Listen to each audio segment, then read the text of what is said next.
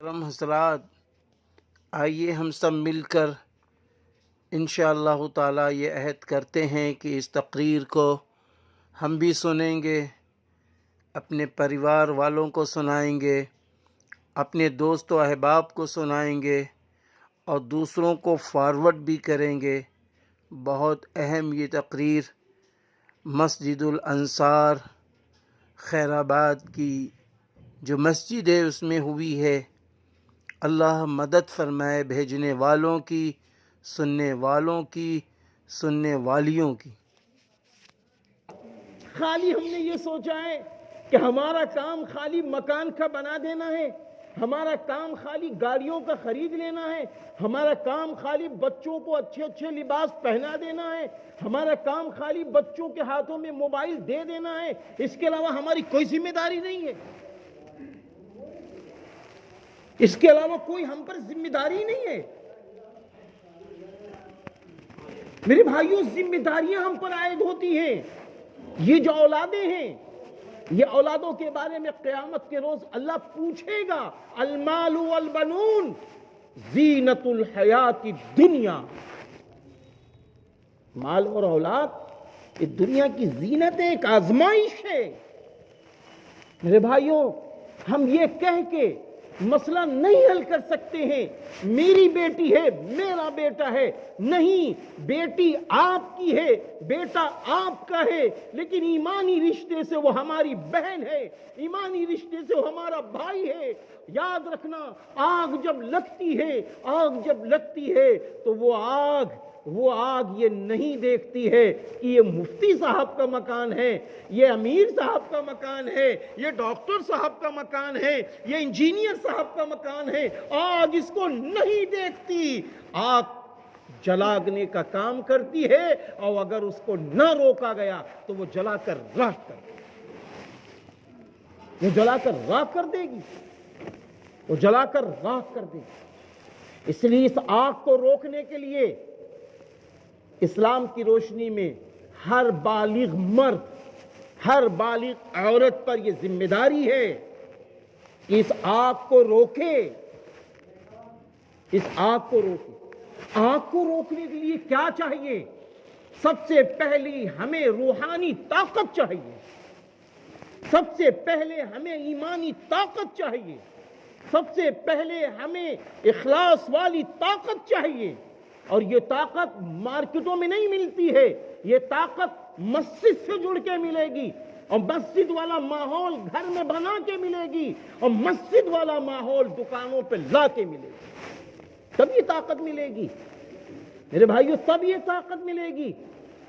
جب بھی یہ طاقتیں ملیں گی، مرد ہمارے مسجد کو آباد کر رہے ہوں، عورتیں ہماری گھروں کو آباد کر رہی ہوں نماز پڑھ کے، میرے بھائیوں ہم اپنے سارے وجود کے ساتھ اللہ کے سامنے سجدہ ریز ہو جائیں، سارے وجود کے ساتھ ہمارا اندرونی وجود یہ بھی اللہ کے سامنے جھک رہا ہو، ہمارا ظاہری وجود یہ جو جسم ہے یہ بھی اللہ کے سامنے جھک رہا ہو، ہماری ظاہری ڈگریاں ڈاکٹر، انجینئر، پروفیسر، عالم، فاضل، اور اسی طرح ہمارا وہ مال جس مال کی بنیاد پر ہم امیر کہلاتے ہیں، وہ مال بھی ہمارے ساتھ اللہ کے سامنے جھک رہا ہو۔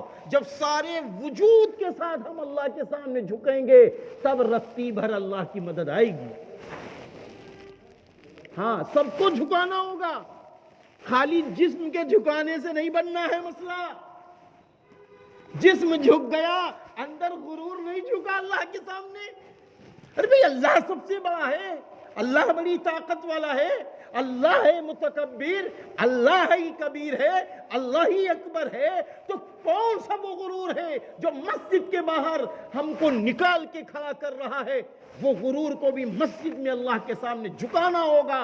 اور جب بندہ اللہ کے سامنے جھکتا ہے اور سجدے میں کہتا ہے سبحان ربی الاعلی، سبحان ربی الاعلی، پاک ہے وہ ذات جو بڑی اعلیٰ و بالا ہے۔ جب ہم نے کہہ دیا اللہ کے پیروں پہ، ہم نے کہہ دیا دم پر، اللہ کے سامنے کہہ دیا کہ تیری ذات اعلیٰ ہے، تیری ذات بالا ہے، تو پھر سارے وجود کے ساتھ ہم جھک گئے۔ جب سارے وجود کے ساتھ جھکیں گے تب کہیں بچی بھر گھروں میں ایمان نظر آئے گا، ورنہ میرے بھائیوں خالی اکڑ ہی اکڑ رہ جائے گی. ہاں خالی اکڑ ہی اکڑ رہ جائے گی. بس جب لاہ چلے گا بنجارا یہ سب ٹھاٹ پڑا رہ جائے گا. خالی اکڑ رہ جائے گی، خالی اکڑ رہ جائے گی. سارے وجود کے ساتھ اللہ کے سامنے جھکنا ہوگا. اگر علم کا نشہ ہے اس کو بھی اللہ کے سامنے جھکانا ہوگا، مال کا نشہ ہے اس کو بھی اللہ کے سامنے جھکانا ہوگا، اولادوں کا نشہ ہے اس کو بھی اللہ کے سامنے جھکانا ہوگا. جب ساری وجود کے ساتھ ہم 5 وقتہ نماز پڑھیں گے تب انشاءاللہ کچھ تبدیلی آئے گی. تب تبدیلی آئے گی. تبدیلی کے لیے تو سارے لوگ رٹ لگا رہے ہیں. بھئی اندھیرا ہو گیا ہے، ابھی لائٹ چلی جائے، ایک صاحب خالی اٹھیں انویٹر جلا دیں، ایک صاحب خالی اٹھیں اور ماچس سے موم بتی جلا دیں، سب کو روشنی مل جائے گی. اور سب بیٹھے رہیں، سب کہہ رہے ہوں بھائی تبدیلی کیسے آئے گی، سماج میں بدلاؤ کیسے آئے گا. تو پھر خالی کہنے سے کام نہیں بنے گا. ہر فرد کی ذمہ داری ہے. ہر کلمہ گو جیسے ہی بالغ ہوتا ہے اس پر یہ ساری ذمہ داریاں عائد ہو جاتی ہیں. بالغ ہونے کے بعد سے موت تک یہ ساری ذمہ داریاں عائد ہو جاتی ہیں. اس لیے اس ذمہ داری کے ساتھ آج ہم کلمہ گو مسلمانوں کو اللہ کی بارگاہ میں جھکنا پڑے گا. ہر شخص کو رونا پڑے گا. کیا بات ہے جو اسلام سچائی کے لیے لوگوں کو ابھارتا ہو، جو اسلام چیٹیوں کو جلانے کے لیے منع کرتا ہو، جو اسلام شکاری وہ شکار جو خالی خوشی کے لیے ہو، منورنجن کے لیے ہو، حلال نہ ہو، اسلام اس کو منع کر رہا ہو. آج ایسے چاہنے والوں پر ایسے حالات صرف اس وجہ سے ہیں کہ ہم نے اپنی ذمہ داری چھوڑ دی ہے یا ہم چھوڑ رہے ہیں. ہر شخص ایک دوسرے پر انگلیاں اٹھانے کے لیے تیار ہے. پیاروں قسم خدائے پاک کی کھاتا ہوں، انگلیاں اٹھانا بند کرو. ایک ہو جاؤ تو بن سکتے ہو خورشید مبیں، ورنہ ان بکھرے ہوئے تاروں سے کیا بات بنے. کچھ نہیں بننی ہے، کچھ نہیں بننی ہے، کچھ نہیں بننی ہے. جھکنا پڑے گا اللہ کے سامنے.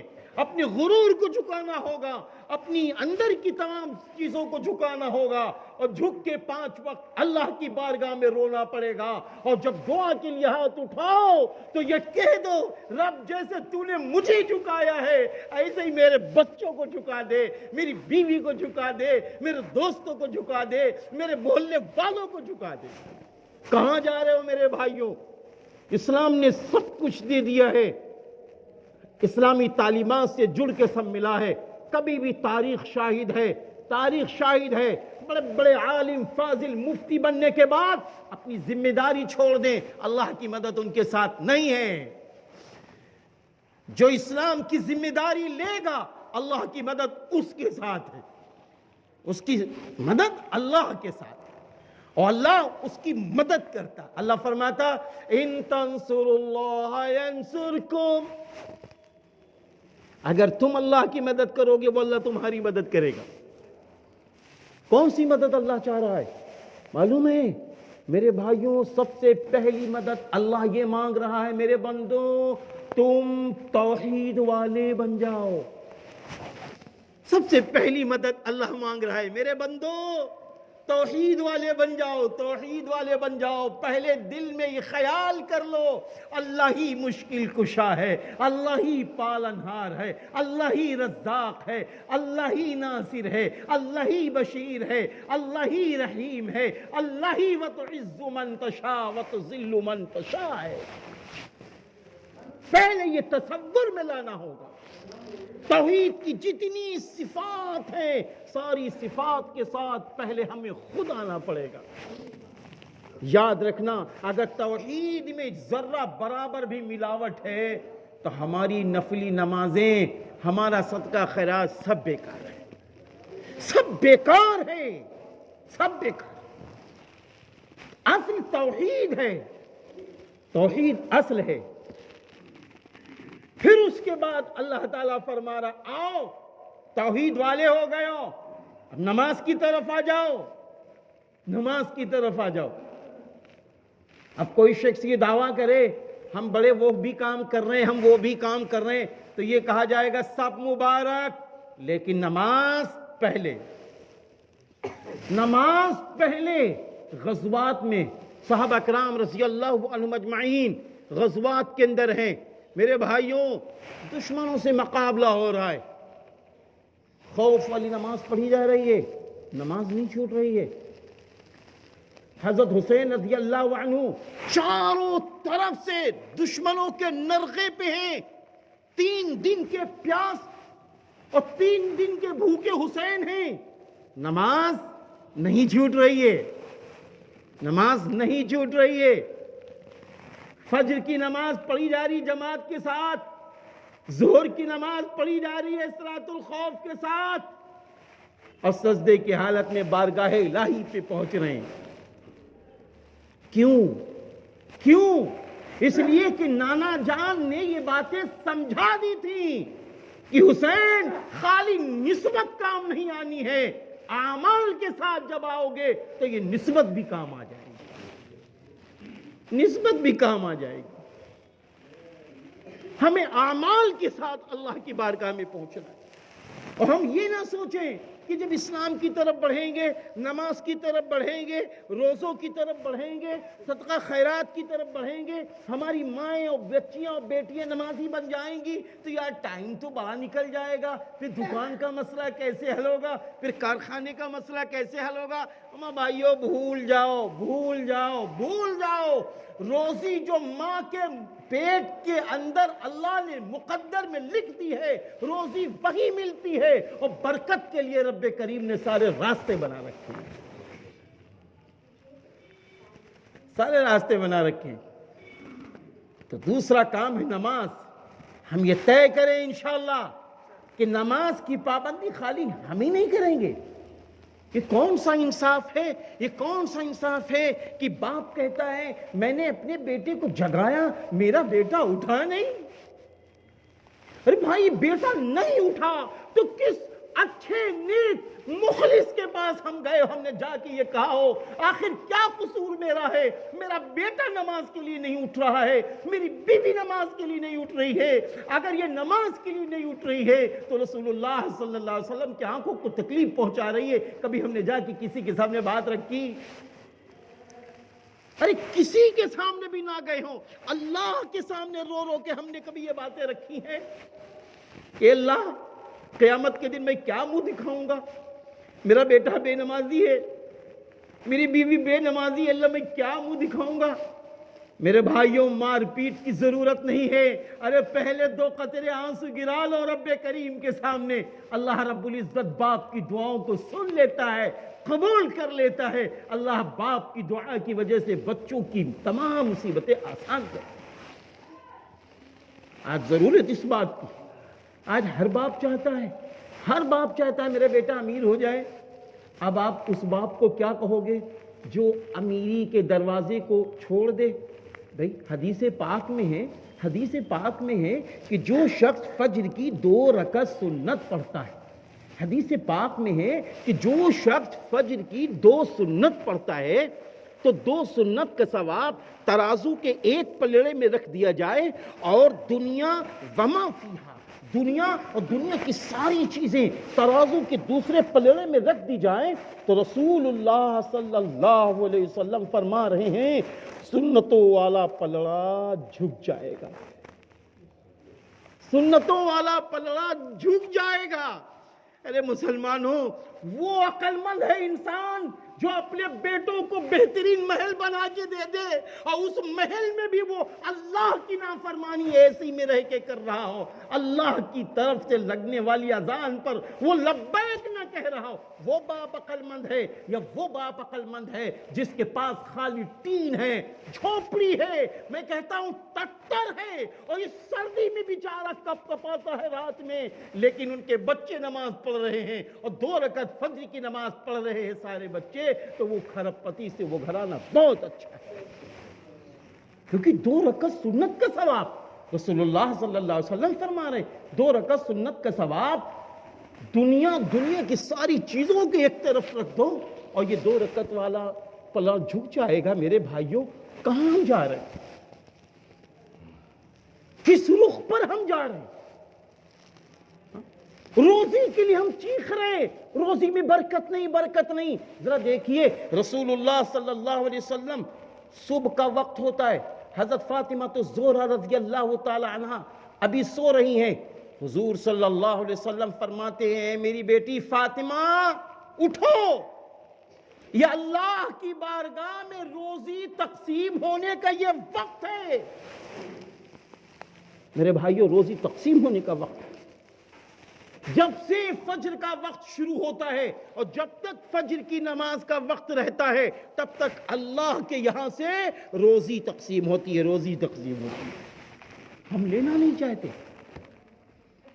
آج آپ دیکھیے نا کبھی کبھی ہم آپ اپنی زبان سے کہتے کہ یار بڑا امیر آدمی ہے اور اپنی ضرورت کے ساتھ کوئی وہاں پہنچ گیا اب وہ اپنا قرض کا معاملہ اپنی مصیبتوں کو جو اس نے بتانا شروع کیا تو دوسرا یہ کہنے لگا یار اس سے اچھا تھا کہ کسی غریب کے دروازے پہ چلا جاتا. کیوں؟ وجہ کیا ہے؟ خربوں کے مالک ہیں پھر بھی سکون نہیں. کیونکہ سکون اس میں نہیں ہے. اللہ نے فرمایا الا بذکر اللہ تطمئن القلوب. سن لو تمہارے دلوں کو سکون دینے والی ذات اللہ کا ذکر. اور اللہ اپنے ذکر کو نماز کی حالت میں بندہ جب اللہ کا ذکر کرتا ہے میرا اللہ بہت خوش ہوتا ہے. میرا اللہ بہت خوش ہوتا ہے. میرے بھائیوں حضور پاک صلی اللہ علیہ وسلم رات میں نفلی نمازوں کے لیے کھڑے ہو جاتے تھے. نفلی نمازوں کے لیے کھڑے ہو جاتے تھے پائے مبارک سوج جاتے تھے. کبھی کبھی ایسا ہوتا تھا کہ آپ کے پائے مبارک کے اندر سوج کر خون نکلنے لگتا تھا تو حضرت بلال حبشی رضی اللہ عنہ اور دیگر صحابہ فرماتے تھے اے اللہ کے رسول آپ تو بخشائیں ہیں. آپ تو بخشائیں ہیں. آپ اتنی زحمتیں کیوں اٹھا رہے؟ فرماتے بلال کیا میں اللہ کا شکر گزار بندہ نہ بنوں؟ بلال کیا میں اللہ کا شکر گزار بندہ نہ بنوں؟ میرے پیارے مسلمانوں ہم کو اللہ کا شکر گزار بندہ بننا پڑے گا. ہم کو بندہ بننا پڑے گا.